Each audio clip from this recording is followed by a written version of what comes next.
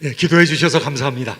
제가 한 주일을 비고 약 2주 동안 선교지 방문하고 또 한국을 방문하며 갔다 돌아올 수 있었습니다. 다카라는 방글라데시의 수도에 있는 우리 글로리아 디올로지컬 세미나리 영광신학교 우리 이웅재 선교사님이 사역하시는 그곳에 가서 그곳에 졸업식에 참여하여 설교하고 또 졸업식을 전후로 해서 한 주간 내내 이렇게 집회가 있었는데 그 중에서 제가 일부 집회를 감당하면서 사역을 했습니다. 참 성도님들의 기도와 또 지원으로 잘 다녀왔고요. 또 선교사님에게 약간의 위로가 되지 않았나 싶습니다. 또 토요일 날 이제 그곳에서 나오면서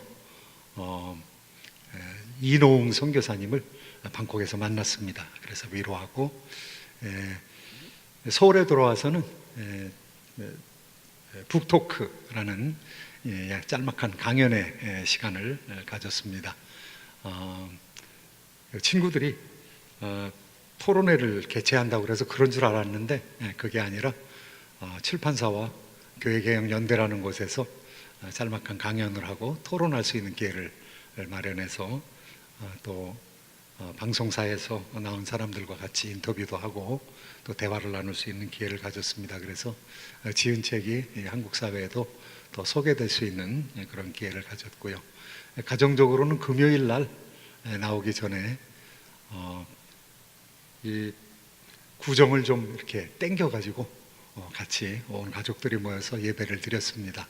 그래서 예배를 드리면서 이전에 함께 제사 지냈던 어르신들과 또 저희들인데 이제 예배 드리면서 하나님 앞에 나가게 되는 것이 얼마나 감사했는지요. 같이 예배 드리면서 교제 나누고 또 식사도 하고 또 참 하나님의 은혜로 기도 제목도 교환하고 축할 일을 축하하고 하면서 가족들과 해우를 하게 되었고요. 이제 지난 시간 바로 그 다음 날 이렇게 들어와서 여러분을 보게 되었습니다. 들어오면서 책방에 들렸더니 책방에 한국경제신문에서 나온 2018년 대한민국 트렌드라는 책이 나와 있더라고요. 그래서 부록을 보니까 그 부록에 두 도시 이야기 이렇게 쓰면서 서울과 도쿄를 비교해 놓은 그런 자료가 있더라고요. 그래서 책을 몇 권 사서 그 중에서 비행기 안에서 제가 그 책을 다 읽었습니다. 읽는 가운데 두 도시에 사는 사람들이 다 동양 사람들이지만 그 일본 사람과 한국 사람, 서울 사람들과 이 동경에 있는 사람들이 많이 다르구나 라는 사실을 이 앙케이트 조사를 통해서 알 수가 있었습니다. 20세에서부터 50세까지 서울에서 1000명 그리고 동경에서 1000명을 골라가지고 여러 가지 질문으로 질문을 했습니다. 그 질문을 한 것 중에는 이런 질문이 있습니다. 서울 사람들은 브랜드를 좋아하는가? 동경 사람들 얼마나 브랜드를 좋아하는가? 그래서 브랜드 가치 있는 옷을 입기를 원하는 사람에게 카운트를 해보니까요, 서울 사람들은 46.6%가 조금 가격이 비싸더라도 브랜드 있는 그런 제품을 산다 그랬고요.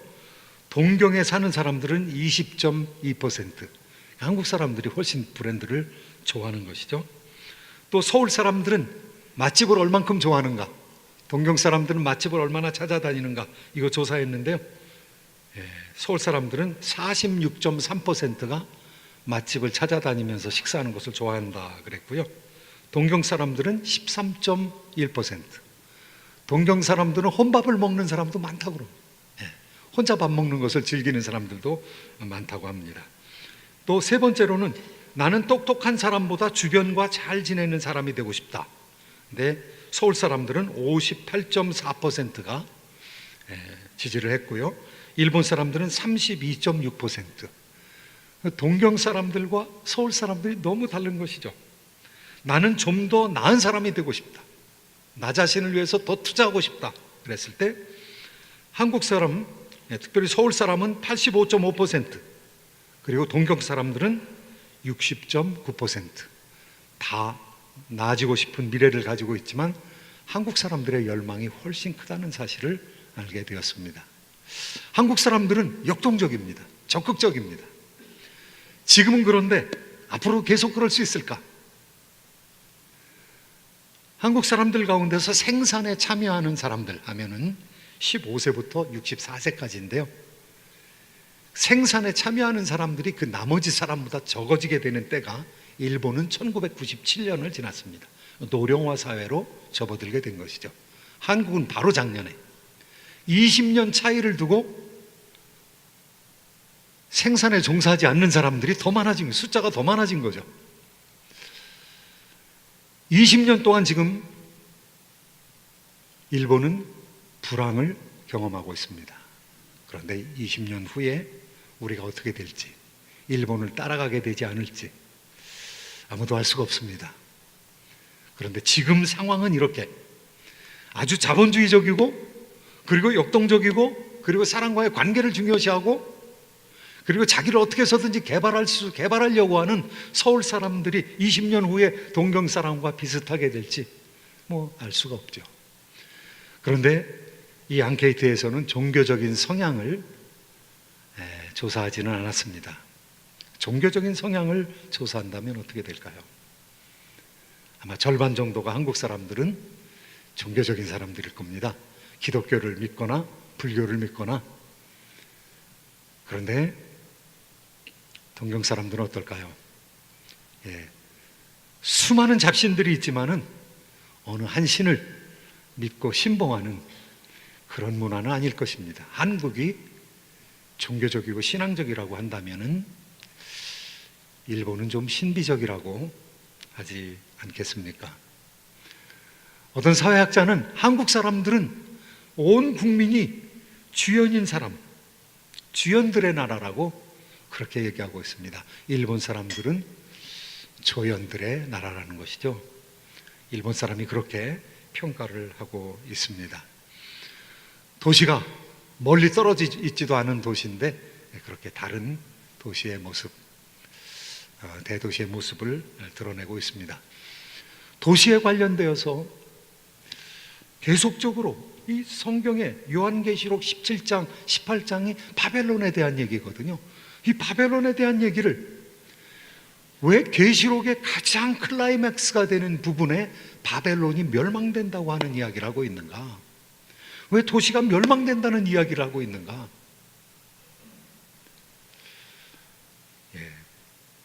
이 세속 도시가 멸망된다. 그 당시에 로마가 멸망된다. 이것은 하나님의 백성들이 하나님의 정체성을 유지하라는 것이겠죠. 하나님의 백성들이 이 땅에 발을 디디고 살아가고 있는 사람이지만은 하나님 나라와 영광을 위해서 살아가고 새하늘과 새 땅을 위해서 살아가는 그런 사람들이 되라는 권고요, 권면일 것입니다. 요한계시록을 강해하는 사람도 많지 않고요. 요한계시록을 강해한다고 해서 이 바벨론, 큰 성 바벨론, 큰 도시 바벨론, 지금으로 말하면 메트로폴리탄 바벨론, 대규모 도시 바벨론의 그 바벨론의 특성에 대해서 얘기하면서 설교하는 사람은 많지 않을 것입니다. 그런데 오늘 알아야 된다는 것이 바벨론이 왜 망하는지, 그리고 바벨론의 영적인 특성은 무엇인지, 하나님께서 왜 그 성을 붕괴시키시는지, 그리고 우리도 대도시에서 살아가는 사람들입니다. 계시록은 지금 1900년 전에 쓰여져 있지만은요, 너무도 현대적인 말씀인 것이죠. 우리도 메트로폴리트에서 이 대도시에서 살아가고 있습니다. 이 도시에서 살아가는 사람들이 이 도시에 압도되지 말고, 이 도시의 영성에 속지 말고, 이 도시의 문명을 비판하면서, 도시를 구별하면서, 도시를 영적으로 분별하면서 살아가는 말씀이라고 하겠죠. 도시는 세워질 때에 의도를 가지고 세웁니다. 이 도시는 어떤 도시가 됐으면 좋겠다. 캘리포니아에 있는 많은 도시들, 그야말로 위대한 종교적인 이름들이 붙어져 있죠. 샌프란시스코. 프란체스코가 누구입니까? 성인입니다. 아시시의 성인 프란시스코. 그런 도시가 되었으면 좋겠다. 그런 성인들로 가득 찬 도시가 되었으면 좋겠다. 그래서 샌프란시스코를 세웠겠죠. 그 도시를 구성했던 사람들이, 카톨릭적인 전통을 가지고 있는 사람들이 그 도시에 대해서 기도하는 마음으로 세웠겠죠. 로스앤젤레스, 천사들입니다. 천사들의 도시입니다. 천사들이 함께하는 도시가 되었으면 좋겠다라는 마음을 가지고 이 도시를 세웠겠죠. 세크라멘토, 주도인 세크라멘토는요, 성례전이라고 하는 뜻입니다. 성찬이라는 뜻입니다. 그리고 성찬에서 사용되어진 예수 그리스도의 그 몸을 의미하는 성체, 세크라멘토입니다. 그런 의도를 가지고 세웠겠죠. 샌디에고, 그 다음에 러시아로 넘어가면 상트페테르부르크, 피터스버그죠. 피터스버그, 베드로의 도시라는 것이죠. 그 베드로의 도시가 되었으면 좋겠다는 의도를 가지고 세운 것이죠. 그런데 이 도시가 세속화되어지고 있습니다. 페테르부르크 그 도시는요, 나중에 레닌그라드로 바뀌게 됩니다. 레닌그라드, 스탈린그라드. 다른 사상을 가지고 들어온 사람들이, 공산주의 사상을 가지고 들어온 사람들이 피러의 영에 의해서 압도되어지는 도시가 아니라 레닌의, 공산주의자의 영에 의해서 압도되어지는 도시를 만들기를 원했던 것이죠. 사람들의 도시 속에서는 영성이 있습니다. 도시를 가로지르는 영적인 분위기가 있는 것이죠. 예루살렘은 어떻게 세워졌습니까? 예루살렘은 다윗에 의해서 정복이 되었고요, 다윗에 의해서 정복되자마자 그곳에 하나님의 전을 세우기를 원했던 것이죠. 하나님의 전이, 성전이 세워지는 도시가 되었고요, 성전이 세워지기 전까지 성막이 있는 도시가 되었고요, 법궤가 있는 도시가 되었습니다. 그곳에서 절기를 지키는 도시가 되었던 것이죠. 바벨론이라는 도시는 어떤 도시입니까? 느부갓네살 왕에 의해서 세워졌던 그 바벨론, 공중정원이 있는 아름다운 도시였었죠. 그 이전에 세웠던, 니므롯에 의해서 세워졌던 구바벨론, 어떤 도시였습니까? 그 바벨론 가운데 바벨탑이 있었습니다. 사람의 힘으로, 능력으로 세워놓은 바벨탑. 하나님께서는 흩어져 살라고 그랬는데 흩어져 살지 않기로 결심하고 하나님을 거부했던 인본주의자들의 성읍 바벨론. 그 도시에는 영성이 있는 것입니다. 이 도시의 건설자들, 그 건설자들은 그냥 도시를 세우는 것이 아니라 도시의 영성을 제공하고 있는 것이죠. 지금 우리가 18장에서 바라보고 있는 이 하나님의 말씀을 통해서 그 당시의 바벨론, 로마를 얘기하고 있는 것이죠. 그 로마의 영성이 어떤 영성을 가지고 있는가? 그 로마의 영성을 저는 세 가지로 본문을 통해서 분석을 해냈습니다. 첫 번째는요, corrupt spirituality, 이 부패한 영성을 가지고 있었습니다. 귀신에 의해서 부패되어진 영성을 가지고 있었습니다. 거룩한 영성이 아니라 부패한 영성을 가지고 있었습니다. 두 번째는 arrogant spirituality, 겸손한 영성이 아니라 교만한 영성을 가지고 있었던 것이죠. 세 번째는 toxic spirituality, 중독적인 영성을 가지고 있었습니다. 진리가 사람을 자유케 하는 자유로운 영성이 아니라 중독적인 영성, toxic spirituality, 그릇된 영성을 가지고 있는 이 로마, 결론은 그 로마로부터 나오라는 것이죠. 그러면 지금 우리가 의식주 생활을 하고 있는 이 세속 도시로부터 나오라는 얘기입니까? 때가 이르면 나와야 된다는 것이죠. 나오지 않을 수가 없다는 것이죠. 이 세속 도시는 끝장이 난다는 것이죠. 그런데 끝장이 나기 전까지는 이 세속 도시에서 우리가 살아가야 합니다. LA에서 살아가야 합니다. 샌프란시스코에서 살아가야 합니다. 서울에서 살아가야 합니다. 다카에서 살아가야 합니다. 방콕에서 살아가야 합니다. 그런데 살아가려면 영성을 분별하고 살아가야 한다는 것이죠. 첫 번째로, 부패한 도시의 영성은 무엇이라고 성경은 지금 가르쳐주고 있습니까? 1절 2절 말씀 같이 한번 읽으시도록 하겠습니다. 시작. 2일 후에 다른 천사가 하늘에서 내려오는 것을 보니 큰 권세를 가졌는데 그의 영광으로 땅이 환하여지더라. 힘찬 음성으로 외쳐 이르되 무너졌도다 무너졌도다 큰 성 바벨론이여, 귀신의 처소와 각종 더러운 영이 모이는 곳과 각종 더럽고 가증한 새들이 모이는 곳이 되었도다. 큰 천사가 내려왔습니다. 그 천사가 얼마나 영광스러운지 그 영광스러운 광채에 의해서 땅이 환해졌다고 그랬습니다. 땅이 환해져가지고, 바벨론 땅이 환해져가지고 보이는데, 그 천사의 환해진 그 광채 가운데 보이지 않던 것들이 보이더라는 것입니다.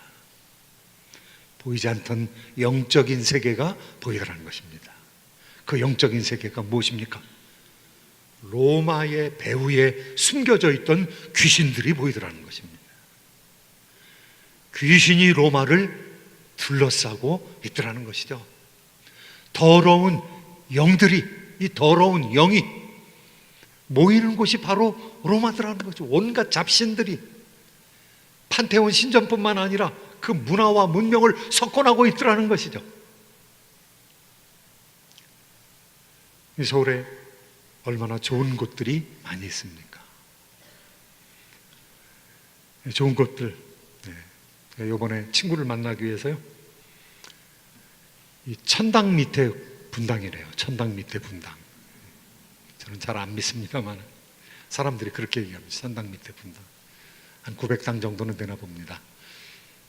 거기에 한 20년 만에 친구를 만나기 위해서 AK 플라자라는 곳에 갔습니다. 그런데 7층 전체가 식당이에요. 전체가 마음대로 골라서 먹을 수가 있습니다.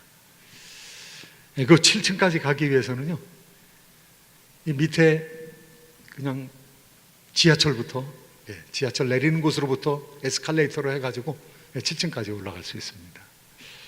아주 편하게 올라갈 수 있도록 해놨습니다. 수많은 물건들이 있고요. 종업원들이 얼마나 그렇게, 제가 미국에서 백화점 혹시 가면은 종업원 숫자를 볼 수가 있는데, 여기서 볼 수 있는 종업원 숫자보다 훨씬 많습니다. 다 뭐 많이 고용을 해가지고는 좋긴 좋다마는, 어떻게 저렇게 고용하면서 회사를 할 수가 있나 라는 걱정이 될 정도로 사람들이 많이 있습니다. 모든 물건들이 많이 있습니다. 그 안에 들어가 있으면 밤이 오는지 낮이 지나가는지 어떻게 되는지 알 수가 없습니다. 모든 것을 다 팔 수 있는 그런 장소이기 때문에 간 김에 친구들하고 이제 식사를 하고, 내가 벨트를 안 가지고 왔으니까 벨트를 좀 사야 되겠다 그러니까, 뭐 벨트를 뭘 사냐, 그냥 내 거 풀어줄 테니까 그냥 가져라. 그런데 그렇게 말하는 목사님이 본인은 날씬하면서 그래서 풀어주더라고요. 근데 뭐 상표도 좋은 것 같아요. 그래서 찰라고 보니까 이게 구멍이 모자라가지고 이게 안 됐어요. 옆에 있던 친구가 그럼 내 거 한번 해보라고. 근데 사이즈가 맞을 것 같더라고요. 그래서 제가 지금 차고 있는 벨트는 제 친구 벨트입니다. 벨트를, 우리가 벨트를 서로 풀어주는 우정이구나, 그렇게 얘기를 했습니다. 뭐 벨트고 뭐고 많은 것을 구할 수 있는 마취가 되는 거죠. 매혹이 되는 것이죠. 코엑스 빌딩 한번 가보세요. 지하로 다 돼 있어요. 영화관, 식당, 책방, 지하에 있는 거죠. 그런 것들이 굉장히, 뭐 고속터미널 그 지하에 가보면은 어마어마한 것들이 지하에 다 들어가 있죠. 이거 매혹적인 것이죠. 도시가 우리한테 주는 느낌이 있는 것이죠. 그런데 우리의 마음을 그곳에 두게 만드는데, 지금의 도시는 그래도 합리적으로 움직여지는 도시지만은요, 고대 도시는 어떤 도시였습니까? 고대 도시는 이것저것 전부 식민지에서 가져온, 전쟁해가지고 승리한 사람들이 사람은 포로로 끌어오고 이 수많은 재물들을 가져온 것이죠. 그러니까 그 도시의 기초가 무엇이냐 하면은 착취인 것이죠. 뺏어온 것이죠. 사람까지 데려온 것이죠. 사람까지 매물로, 노예 시장까지 펼쳐지고 있는 것이죠. 계급과 착취에 의해서 노동하는 사람들은 노예들입니다. 노예들이 노동하는, 죽기 살기로 노예들이 노동하는 것이죠. 심지어는 사람들을 즐겁게 하기 위해서 칼을 들고 싸우기까지 했던 것이죠. 그 도시 속에서 어떻게 살아가야 되는가? 도시가 망하게 되었다는 거죠. 그러니까 망하게 된다는 것이죠. 오늘 말씀 가운데 5절 6절 말씀, 그 죄악이 하늘에 사무쳤다는 것입니다. 그 도시는 마취적으로 매혹적으로 우리에게 다가오지만 그 도시의 영성이 잘못됐다는 것이죠. 타락했다는 것이죠. 같이 한번 읽도록 하시겠습니다. 시작. 그의 죄는 하늘에 사무쳤으며 하나님은 그의 불의한 일을 기억하신지라. 그가 준 그대로 그에게 주고 그의 행위대로 갑절을 갚아주고 그가 섞은 잔에도 갑절이나 섞어 그에게 주라. 거꾸로 고난을 겪게끔 만들겠다는 것이죠. 그 도시로 하여금 심판을 당하게 하겠다는 것이죠. 그리고 하나님의 백성들로 하여금 그 도시에서 나와라, 그 도시를 떠나라, 이렇게 말씀하신다는 것이죠. 말씀 4절 말씀 한번 같이 읽겠습니다. 4절 말씀 함께 읽습니다. 시작. 또 내가 들으니 하늘로부터 다른 음성이 나서 이르되 내 백성이 거기서 나와 그의 죄에 참여하지 말고 그가 받을 재앙을 받지 말라. 그의 죄에 참여하지 말고 그의 죄에 동참하지 말고 그의 재앙에도 참여하지 말아라. 나오라는 것이에요. 지금 우리가 의식주를 위해서 이 도시 로스앤젤레스에서 살고 있습니다. 지금 나갈 수는 없겠죠. 우리가 먹고 살아야 하니까요. 그런데 때가 되면 나오라고 그렇게 말씀하신다는 것입니다. 역사 속에서 그렇게 하나님을 믿는 사람들에게 2번 분명하게 약속을 했던 적이 있습니다. 나가라. 소돔과 고모라에 살아가고 있는 롯의 가족에게 나가라고 했습니다. 그런데 못 나가는 거예요. 못 떠나는 거예요. 소돔과 고모라가 너무 좋아가지고, 이 소돔이 너무 좋아가지고 못 떠나는 거예요. 그러니까 천사들이 네 식구의 손을 잡습니다. 2딸과 롯과 롯의 아내, 이 손을 잡고 끌고 나갑니다. 끌고 나가서 한참을 가다가 롯의 아내는 또 뒤를 돌아보게 되죠. 이 도시 문명을 등지기가 그렇게 어렵다는 것이죠. 왜냐하면 도시에 마취되었거든요. 매혹되었거든요. 도시에 중독이 되어버렸거든요. 이 도시에 중복된 롯이 천사 보고서 그렇게 얘기합니다. 우리가 산으로 올라가면 못 살겠습니다. 저 작은 성읍이니까 소알에 가게 해주시옵소서.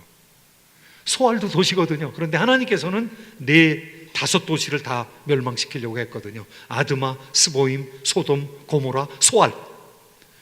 그런데 천사가 하는 얘기가 이번에도 내가 네 말을 듣겠다. 그러면서 소알로 들어갑니다. 롯이 소알에 들어가서 살았습니까? 도시 문명이 망가지는 것을 보면서요, 겁나가지고 못 사는 거예요. 그래서 소알에 산 것이 아니라 산에 올라가가지고 산에 구멍을 파고 동굴에 들어가서 롯이 살았습니다. 도시 문명을 떠나기가 힘들지만 어떤 때는 떠나라는 것이죠. 그 죄악으로부터 분리되라는 것이죠. 그 재앙으로부터 분리되라는 것이죠. 예수님께서 또 말씀하셨습니다. 예루살렘이 로마 군인들에 의해서 포위되는 것을 보면은, 그러면 너희들 그때 나갈 때인데, 너희들이 나갈 때는 집에 물건을 가지러 나가지 말아라. 그냥 나가라. 급하게 나가라. 마치 쓰나미를 만난 사람들이 빨리 산으로 도망가야 되는 것처럼 그렇게 도망가라는 것이죠. 지붕에 있는 사람들은 뭐 물건 가지려고 집 안으로 내려가지 말아라. 짐 챙기지 말아라. 그냥 나가라. 그와 같은 상황이 또 일어났습니다. AD 70년에 로마 군대에 의해서 성이 함락되게 되는데 66년부터 전쟁이 일어났습니다. 그리고 로마 군인이 예루살렘을 포위하기 시작했습니다. 그때 예루살렘의 로마 군인들이 포위하게 될 때 그 예수님의 말씀이라고 안 사람들은 다 빠져나간 것이에요. 제자들과 함께 다 빠져나간 것이에요. 예루살렘 교회가 다 탈출해버린 것이죠. 탈출하라는 때가 있다는 것입니다. 그 탈출할 때는 탈출해야 된다는 것입니다. 하나님 명령이 있을 때 그렇게 해야 된다는 것입니다. 우리가 도시에 살아가고 있습니다. 도시에서 우리가 살아간다는 것은 도시에서 영원히 살아간다는 것이 아니라 그 도시를 위해서 기도하며 도시의 평안을 위해서 간구하며 도시 선교의 사명을 감당하라는 거예요. 우리 선교사님들이 다 도시에 나가 있습니다. 지금 대부분이 농경 하시는 분 없으시고 거의 도시를 중심으로 활동하고 있습니다. 도시에서 그 나라를 위해서, 그 도시를 위해서 기도하는 것이죠. 도시를 유복하게 하는 것이죠. 하나님 백성들이 점점 많아지게 하는 것이죠. 도시에 먹구름이 꽉 차 있는데 하나님의 백성들의 기도가 하늘을 향해서 올라갈 수 있도록 빛과 소금의 사명을 감당하는 성도들에서 도시가 밝아지도록 하나님께서 하나님 백성들을 도시에 두시는 것이죠. 그리고 도시에 더 영향력을 발휘하라는 것이죠. 도시는 그리스어로 폴리스입니다. 폴리스. 이 폴리스에서는요, 도시의 중앙에서 아크로폴리스 광장에 모여가지고 하나님의 백성들이 그곳에서 미네를 열었습니다. 미네, 에클레시아. 이 미네를 열었습니다. 그 미네를 열어서 도시의 운명에 대해서 결정을 했습니다. 전쟁을 할 건가 말 건가, 무역을 할 건가 말 건가. 그런데 그 에클레시아, 미네라는 말이 어디에 다시 소용되는가 하면은요, 예수님께서 교회를 얘기하실 때 미네라고, 에클레시아라고, 교회라고 그렇게 말씀을 똑같은 단어로 사용하고 있습니다. 하나님의 백성들이 모여서 도시에 영향력을 미치라는 것이죠. 도시에 영향력을 미치는 그 일, 폴리스에서 하는 일, 도시의 운명에 관련되어서 결정을 내리는 일, 그게 폴리틱스입니다. 그게 정치입니다. 하나님의 백성들이 영향력을 미치는 일에 참여해야 된다는 것이죠. 그런데 그것도 저것도 다 안 된다. 그러면 떠나라는 것이죠. 이것도 저것도 다 안 될 때, 구원받을 사람은 이제 더 이상 구원할 수 없을 때 예수님께 재림하신다는 것이죠. 그래서 도시로부터 우리를 불러내신다는 것이죠. 나와라, 나의 백성들은 나와라. 예수님 재림하시면서 우리가 공중에서 주를 영접하게 된다는 것이죠. 도시는 붕괴된다는 것이죠. 강력한 도시라 할지라도 한 시간에 망하게 된다. 하루에 망하게 된다고 그러는데 10절에서는요, 하루 동안에 망하는 것이 아니라 한 시간에 망하게 된다. 지금 사람의 능력으로도 한 시간에 도시를 멸망시킬 수 있는 단계에 와 있습니다. 핵무기로 그렇게 할 수 있습니다.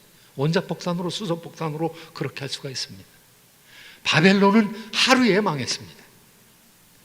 바벨론은 해자로 둘러싸여 있는 아주 견고한 도성이었는데요, 물을 막고 바벨론 드러난 수문으로 메디아 페르시아 군대가 들어가서 하루아침에 망했습니다.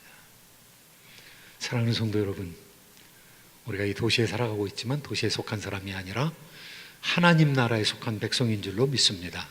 새하늘과 새 땅의 거민인 줄로 믿습니다. 우리와 우리 자녀들을 통해서 이 도시에 선한 영향력을 미치는 귀하고 아름다운 교회가 되기를 예수 그리스도의 이름으로 축원드립니다.